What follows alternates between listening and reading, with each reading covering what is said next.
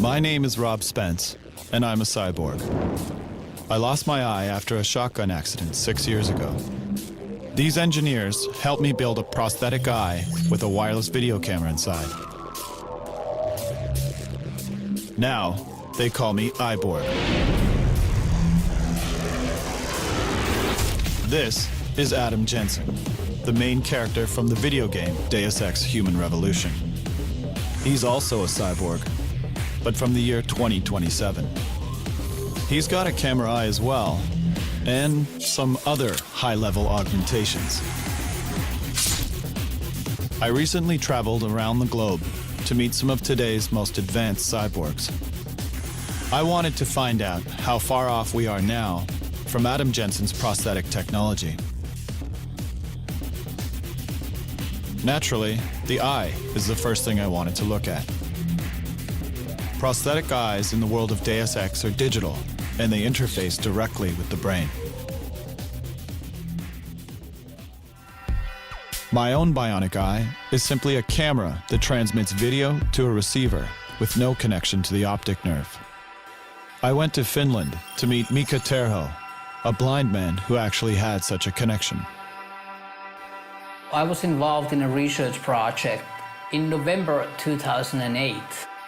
I was in a surgery and there was a chip implanted underneath my retina. It was a test version that I had. I knew that it was only about 3 months' time that I will have the chip. The retinal chip is very small in size. It's 3 by 3 millimeters. It's placed right underneath the retina in order to replace the broken photoreceptors. And it's curving like, a little bit like this way. Yeah. No, it's okay. It must be a banana. I mean, that's what it looks like. Adam's eyes don't just restore vision. They also add situational data, known as augmented reality, also called Terminator vision. Augmented reality is the superimposition of data onto the world that you see. For instance, we have a firefighter mask. It's in prototype right now that allows the firefighter to get some essential data today. It uses relatively low fidelity computer processors to present them with oxygen levels, ambient room temperature. In this world, in the firefighter environment, if you make a fist, it activates the menu, and it puts the menu in your hand, and it's actually on your fingertips. I anticipate within the next year we'll have functioning prototypes, and then the following year we'll have products that we can bring to market.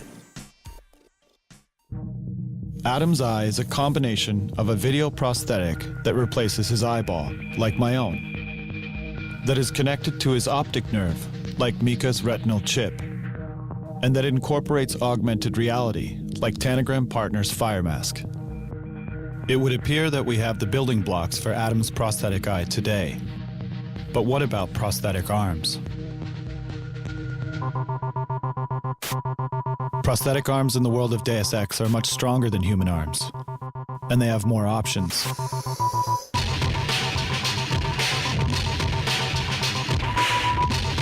They're more accurate, and they even help you play piano better.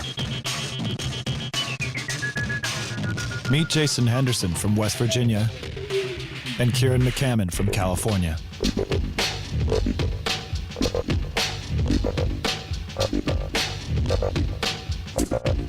Good afternoon.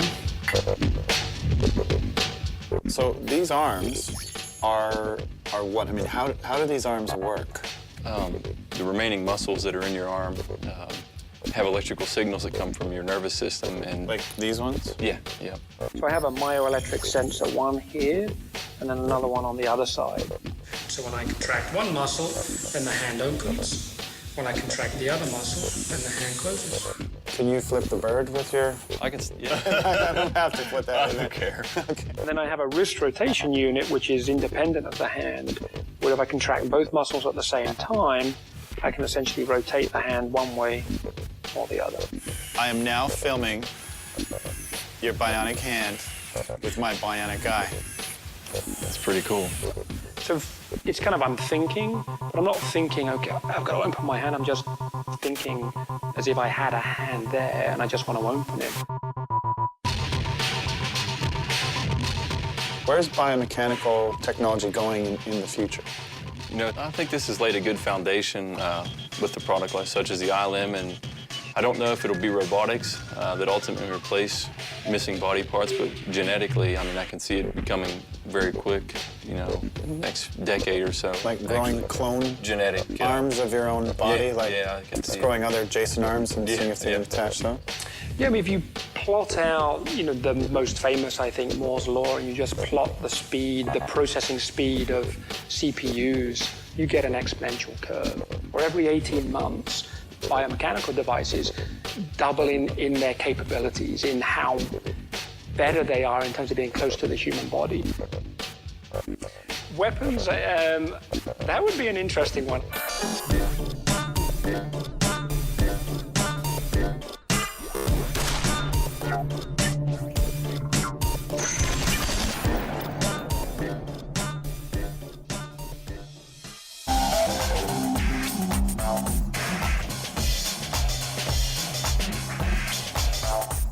Adam has prosthetic legs that are faster, with more endurance and power. Where are we with prosthetic legs today?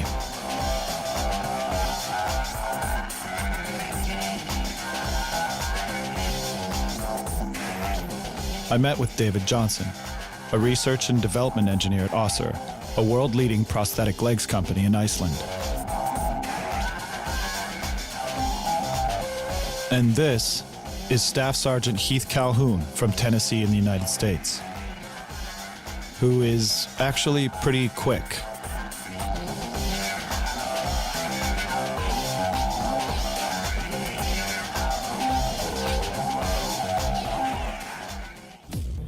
Well, my name is Heath Calhoun, and I guess technically I ski for the United States Disabled Ski Team, and I was wounded with the United States Army back in November of 2003, and kind of led me on the path that I'm on now.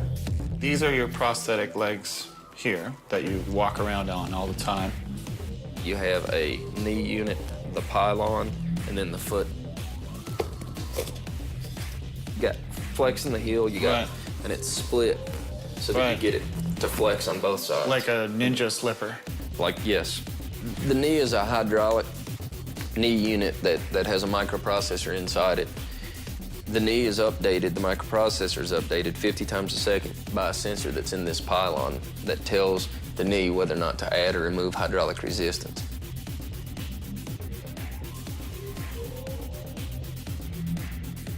Yeah, I'd really like to see a leg that will do stairs. Right now, that's just a really big hurdle as a above-knee amputee that we have to overcome. You're able to use your thigh muscles to be able to push yourself up, and we just don't have that.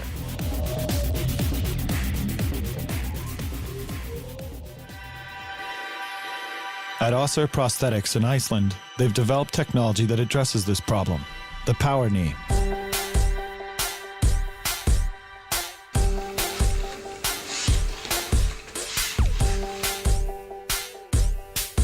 What's the difference between the power knee and most legs on the market? Most legs on the market, the microprocessor ones use braking systems and they catch you if you fall. None of them gives you power. So for example, standing up from a chair, sitting position, going upstairs. The power knee assists me in getting closer to a normal walking style. As somebody who's at a company developing this stuff, do you find that technology is moving more quickly as time goes on? Yeah, I think technology moves more quickly now. At the moment, it's more a matter of what you can imagine. I mean, who says that a normal human leg is the optimal thing for you? I mean, the species evolved to this leg that we have now, but who says that's the end of the line? You're shaking like crazy. So you realize the last time I shot a gun, I blew this eye out, right? Quit shaking. That was close.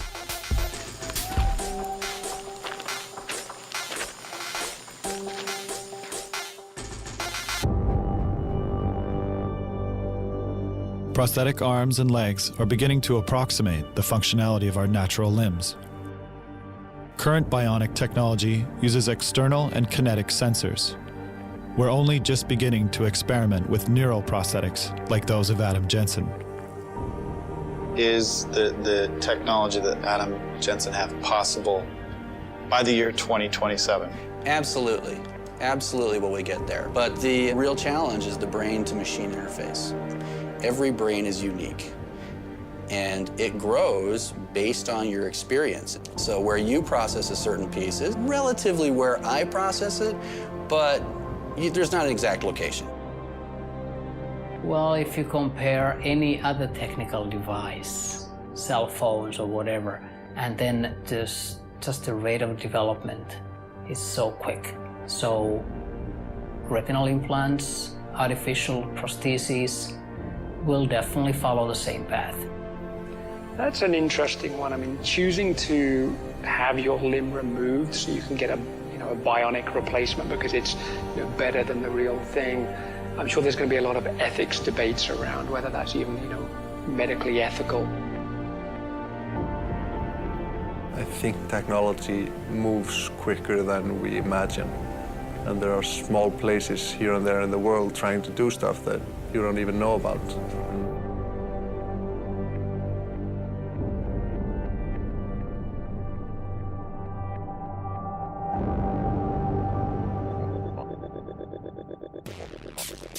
Technology's moving so rapidly, many theorists are saying we're on the verge of fundamentally changing as human beings.